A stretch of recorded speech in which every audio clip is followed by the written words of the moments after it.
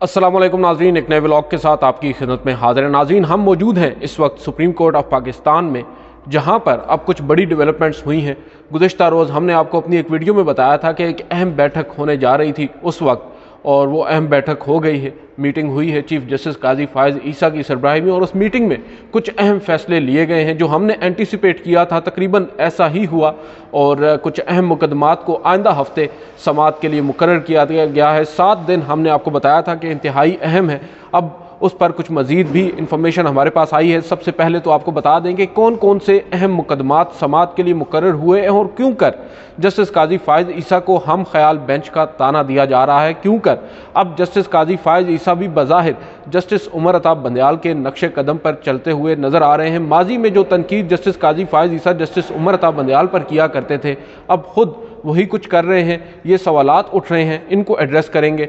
सबसे पहले आपको बता दें कि गुज़िश्ता रोज़ एक कमेटी है जो बेंचेस की तश्कील से मुतल्लिक कायम की गई है supreme court practice and procedure act के बाद, जिसको हेड करते हैं चीफ जस्टिस काजी फ़ायज़ ईसा। उनके साथ जस्टिस सरदार तारिक मसूद और जस्टिस इजाज़ुल एहसन होते हैं।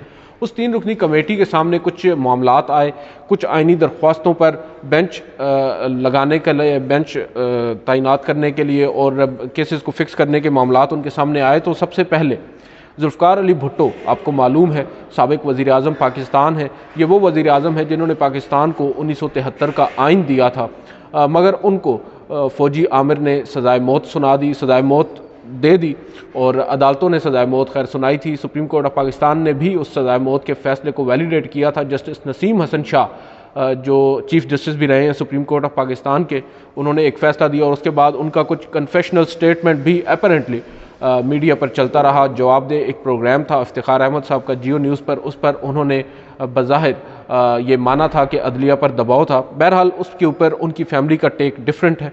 वो ये कहते हैं कि वो इस इंटरव्यू को आउट ऑफ कॉन्टेक्स्ट लिया गया था।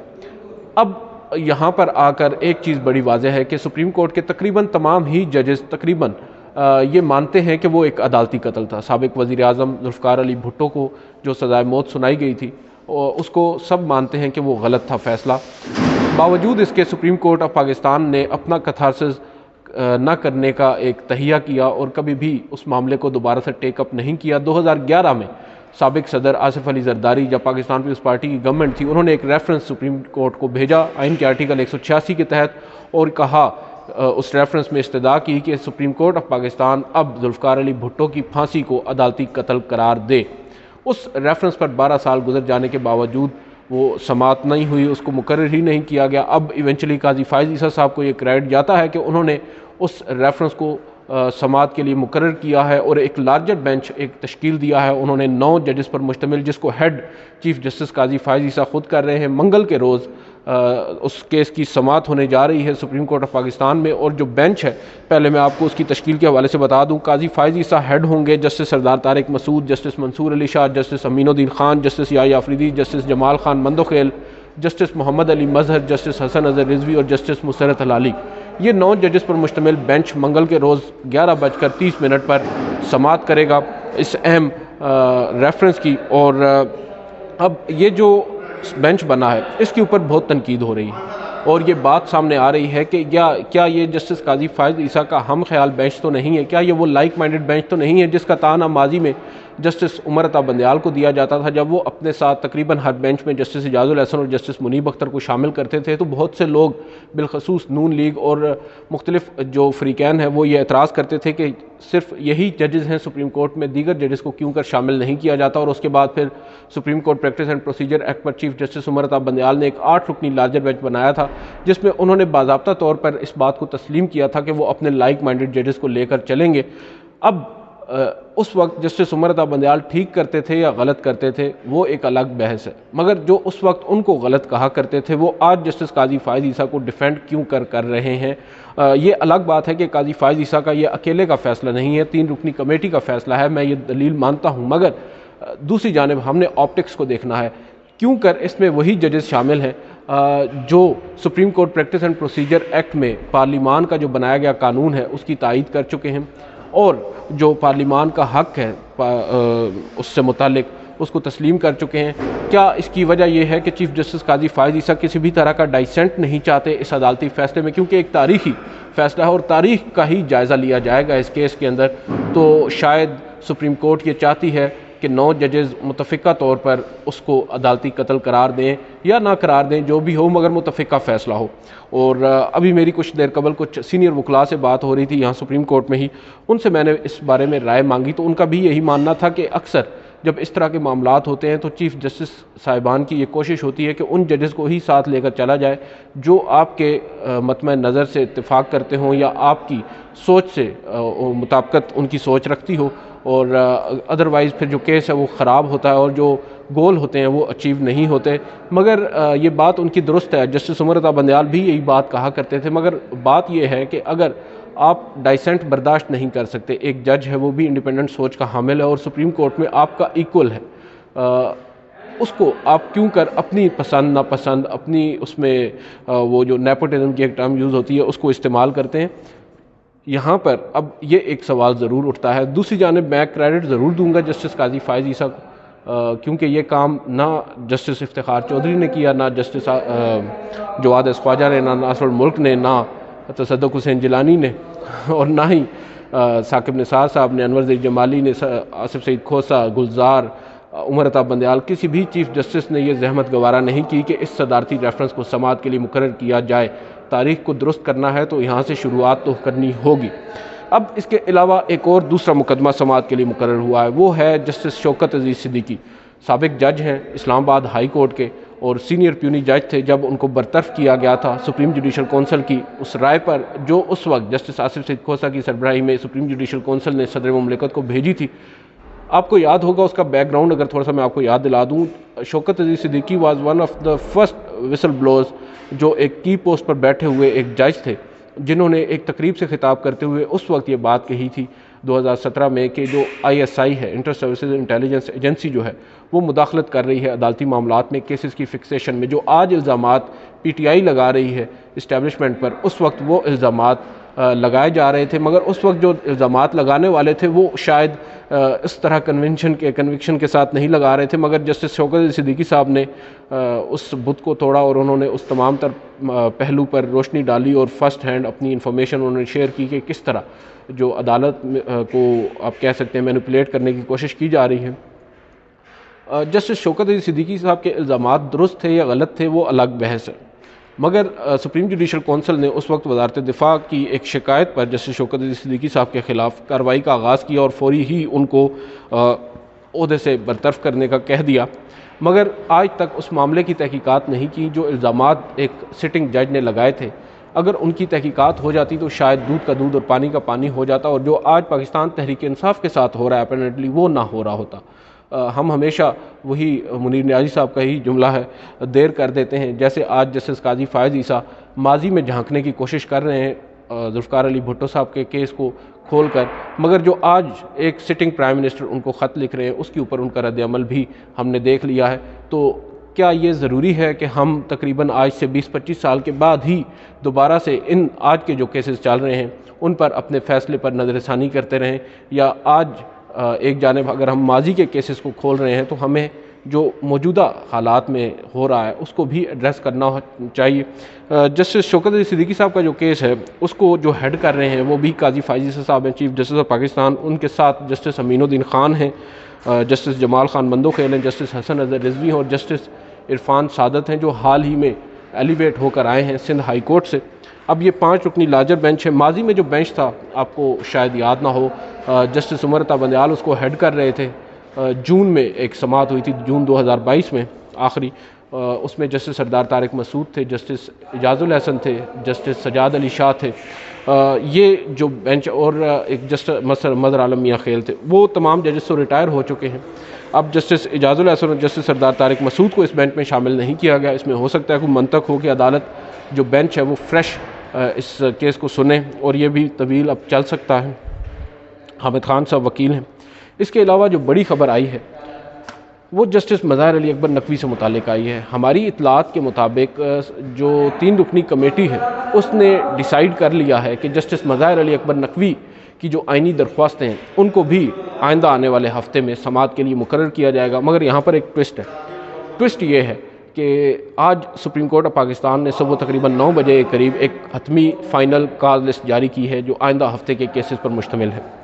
उसके अंदर जुल्फ़िकार अली भुट्टो रेफरेंस शामिल है, उसके अंदर शौकत अज़ीज़ सिद्दीकी साहब का केस शामिल है, उसी के अंदर दीगर भी कई अहम नोयत के मुकदमात जो आइंदा हफ्ते समाअत के लिए मुकर्रर किए गए हैं उनका जिक्र मौजूद है। मगर जस्टिस मज़ाहिर अली अकबर नकवी की दरख्वास्तों पर कायम बेंच अभी तक सामने नहीं आया, ना ही उसका जिक्र उस फाइनल कॉल लिस्ट में मौजूद है। मगर ये दावा ज़रूर किया जा रहा है ज़राए की जानिब से कि जो 3 रुकनी कमेटी है उन्होंने ये डिसाइड किया है कि जस्टिस मज़ाहिर अली अकबर नकवी की भी आइनी दरख्वास्तों पर समाअत आइंदा हफ्ते ही होगी। हो सकता है एक सप्लीमेंट्री कॉज लिस्ट जारी कर दी जाए आइंदा हफ्ते या आज कल में, और उस सप्लीमेंट्री कॉज लिस्ट में वाज़ेह हो जाएगा कि कौन सा बेंच जस्टिस मज़ाहिर अली अकबर नकवी की आइनी दरख्वास्तों पर समाअत करेगा। कुछ लोग दावा कर रहे हैं कि हो सकता है justice Mansoor Ali Shah, justice Muneeb Akhtar, justice Yahya Afridi पर मुश्तमिल बेंच इस मुकदमे की समाअत करे, मगर अभी तक सूरत हाल वाज़ेह नहीं हो सकी। इसीलिए मैं ज़्यादा आपको इस बारे में इंफॉर्मेशन अभी नहीं दे सकता, और अगर थोड़ी बहुत इंफॉर्मेशन है भी तो वो बेहतर यही होगा कि जब एक सूरत हाल वाज़ेह हो जाए और जो होप्स हैं उनको ज़्यादा हाई करने की बजाय फैक्ट्स तक ही ख़ुद को महदूद रखा जाए। सूरत हाल अब ये है कि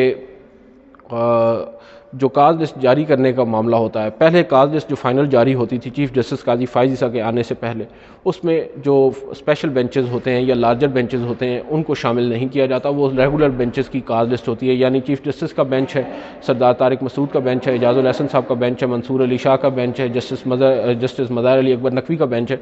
उन बेंचेस में मंडे टू फ्राइडे कौन कौन से अहम मुकदमात समाअत के लिए मुकर्रर हैं ये मेंशन्ड होता है। लेकिन यह होता था, अब जस्टिस काजी फ़ाइज़ ईसा के दौर में ये हो रहा है कि जो लार्जर बेंचेस हैं उनका भी जिक्र मौजूद है और स्पेशल बेंचेस का भी जिक्र मौजूद है। बावजूद इसके ये ख़बरें तो आ रही हैं कि समाअत के लिए जस्टिस मज़ाहिर नकवी की दरख्वास्तों को मुकर्रर किया गया है, मगर उनका लार्जर बेंच अभी तक काज इसमें शामिल नहीं किया गया। उससे कई सवालात जन्म ले रहे हैं और जस्टिस काजी फ़ाइज़ ईसा के ऊपर बहुत सी तनकीद भी हो रही है।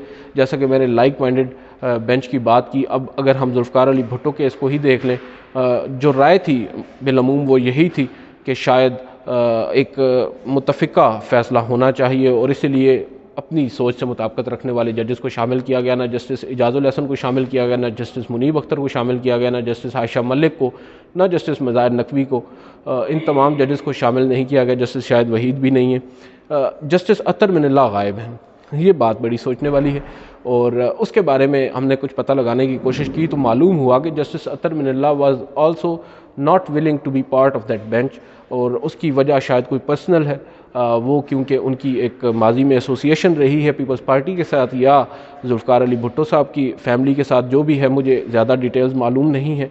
मगर ये भी एक दावा किया जाता है बहुत से लोगों की जानिब से कि शायद जो अतर मिनल्लाह हैं वो अपने ज़माना तालिब इल्मी में जब जुल्फ़िकार अली भुट्टो साहब का कत्ल हुआ, उनको फांसी दी गई, तो उन्होंने ही वॉज़ वन ऑफ़ दो स्टूडेंट्स जिन्होंने गायबाना नमाज जनाजा अदा की थी। और खैर अपने वालिद की वजह से वो काफ़ी चीज़ों से प्रीवी भी हैं और इस वजह से ही वो शायद जो है वो उन्होंने ख़ुद को इस बेंच से अलग किया है। अब एक और सवाल यहाँ पर उठ रहा है कि क्या जो जुल्फ़िकार अली भुट्टो रेफरेंस है उस पर समाअत जो होगी क्या उसको लाइव टेलीकास्ट किया जाएगा, यानी बराह रास्त नशरियात होंगी उसकी, जिस तरह माजी करीब में supreme court practice and procedure act के अंदर पीटीवी ने लाइव कट किया था, लाइव दिखाया था तमाम तर कार्रवाई को। अब यहाँ पर एक सवाल उठ रहा है और दूसरी जानिब जो कमेटी है उसने भी अपनी ओपिनियन अभी देनी है या दे दी है। जो 2 रुकनी कमेटी जस्टिस अतर मिनल्लाह और जस्टिस मोहम्मद अली मज़हर पर मुश्तमिल कायम की गई थी, जिसने ये तय करना था, उसके बेसिकली एक असूल मुरतब करने थे, अपनी रिपोर्ट देनी थी कि जो बराह रास्त नशरियात है अदालती कार्रवाई की उसको नशर किया जाए या और अगर किया जाए तो कैसे किया जाए। उस कमेटी के मुताबिक भी जो रिपोर्ट है उसके मुताबिक बज़ाहिर नज़र यही आ रहा है, वो भी इस हक़ में है कि जो नशरियात हैं वो दिखाई जाएं, मगर शायद लाइव नशरियात ना दिखाई जाएं। रिकॉर्डिंग होगी सुप्रीम कोर्ट के अंदर ही जो अदालती कार्रवाई है, और जब कार्रवाई मुकम्मल हो जाएगी उस रोज़ की, उसके बाद उसको अपलोड कर दिया जाएगा या फिर उसको दे दिया जाएगा टीवी चैनल्स को कि वो उसको दिखा सकते हैं। इसके ऊपर अभी बहस मुबाहिसा हो रहा है। मैंने पीटीवी से मालूम करने की कोशिश की है कुछ देर कबल वहाँ से हमने मालूमात हासिल करने की कोशिश की है कि आया उनसे रब्ता हुआ है सुप्रीम कोर्ट की जानिब से या रिक्वेस्ट भेजी गई है लाइव टेलीकास्ट की, तो उन्होंने अभी तक यही जवाब दिया है कि उनसे अभी कोई रब्ता नहीं हुआ। माजी में जब सुप्रीम कोर्ट बराह रास्त नशरियात दिखाने वाली थी तो हमने PTV से ही रब्ता किया था और PTV को पहले से आगाह कर दिया गया था सुप्रीम कोर्ट की जानिब से, मगर अब की बार ऐसा नहीं किया गया। तो ये अभी तक की सूरत हाल है और जस्टिस काजी फ़ाइज़ ईसा का जो हम ख्याल बेंच है उससे बहुत सी उम्मीदें भी लोगों ने वाबस्ता कर रखी हैं। एक और अफसोसनाक ख़बर भी अभी आई है, मैं वो भी ऐड कर देता हूँ। आपको याद होगा इतवार के रोज़ एक पुलिस एहलकार जो सुप्रीम कोर्ट की छत पर तैनात हुआ करता था, सुप्रीम कोर्ट की छत पर जो जाने वाली सीढ़ियाँ हैं वो काफ़ी तंग हैं और बड़ी मुश्किल से लोग उन पर गुज़र के जाते थे। तो एक पुलिस एहलकार जो ऊपर ड्यूटी पर मामूर थे, मोहम्मद रियाज उनका नाम था, वो नीचे उतर रहे थे गालिबन सीढ़ियों से और उनको कुछ लोग कहते हैं दिल की तकलीफ़ हुई और कुछ लोग कहते हैं कि उनकी शुगर लो हो गई है। जैसे भी उनको चक्कर आया और वो सीढ़ियों से गिरे और उन सीढ़ियों की हैयत इस तरह की है कि वो वहीं उनकी मौत वाक़या हो गई। और आज रात को सुप्रीम कोर्ट आते हुए एक पुलिस एहलकार जिसका नाम कामरान बताया जा रहा है, 24-25 साल का नौजवान लड़का था, गैर शादीशुदा था, मोटरसाइकिल पर उसका एक और मोटरसाइकिल के साथ उसका एक्सीडेंट हुआ और वो मौके पर जान की बाजी हार गया। तो बड़ा अफसोसनाक है उन फैमिलीज़ के लिए बिलखसूस जिन्होंने अपने इन प्यारों को खोया है। और सुप्रीम कोर्ट में ये पुलिस एहलकार ये अनसंग हीरोज़ होते हैं, इनको तो कोई पूछने वाला भी नहीं होता। बहरहाल दुआ है और बहुत से लोग कोशिश भी कर रहे हैं कि न सिर्फ हुकूमत या पुलिस जो उनका महकमा है बल्कि सुप्रीम कोर्ट ऑफ पाकिस्तान भी उस हवाले से कोई उनको कंपनसेट करे अगर वो कर सकते हैं। तो आज की इस वीडियो से इतना ही, इजाज़त दीजिए, अल्लाह हाफ़िज़।